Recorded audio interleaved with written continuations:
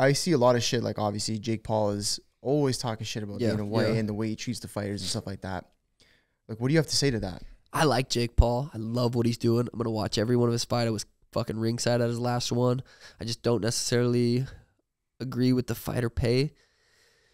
I have a good relationship with Dana White, and it's tricky. It's a tricky situation, but it's like, dude, there's some people that I think the base contract, you get signed to UFC, you make 12 and 12. So you go out there and win $24,000.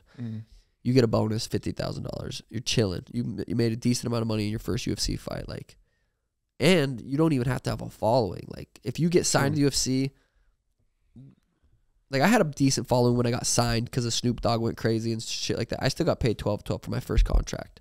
I was able to renegotiate after that fight because, which not very many people are.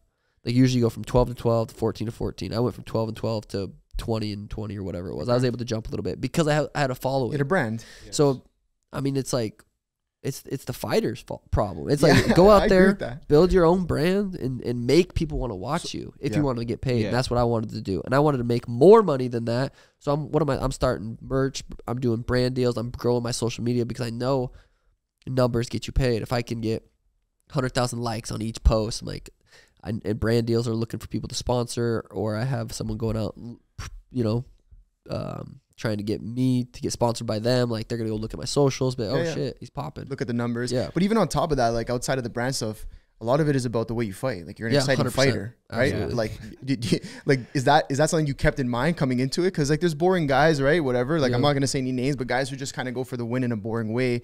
Obviously, that doesn't help in terms of pay, I would imagine. Yeah. I mean, look at Aljamain. He finishes people. He's the champ right now. He's just boring. Yeah. But he grabs people, and he's so good. I'm not taking away from his skill. He's the champ for a reason. He goes out there, he grabs people, chokes them. Like, as a fighter, it's impressive. But as a fan, it's like, meh.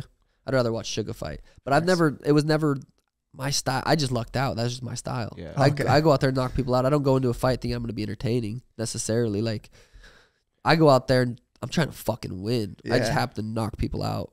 Is that what you think some other guys are missing, the entertainment aspect of like being an entertainer as well? Because the UFC is a whole show. It's not just a fight. I mean, you can be an entertainer at the press conference, media day, the weigh-ins. Like, there's so many opportunities to be an entertainer that people... Dude, you go to media day, you go to a press conference, and you'll have motherfuckers like Peter, my last fight, was wearing the Venom fight kit, dude. Fuck that. What are you doing? You're wearing... I got like $6,000 sponsorship for my last fight from Venom. You get paid per fight. So if you have 10 to 11 fights, you get 6,000, whatever it is. Okay. So Peter probably got $6,000 to wear that. He didn't have to wear that. I was wearing a fucking suit. I was being a character, out of my hair froed. Yeah. You know what I mean? Like, I'm trying to entertain people that are sitting there on YouTube watching this, like, waiting for something sweet to happen. You fucking a bunch of boring ass people. So yeah, most fighters are fucking boring and complain about not getting paid.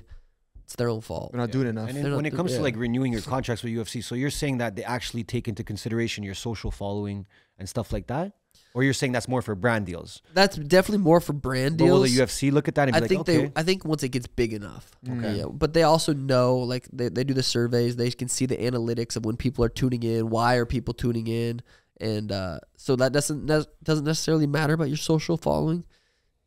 If you're the surveys and shit are coming back and you have a giant social following, it's not gonna hurt. Having a giant, it's not gonna hurt. But the brand deals is where the social fucking obviously matters. The engagement fucking matters. The authenticity of your posts matter.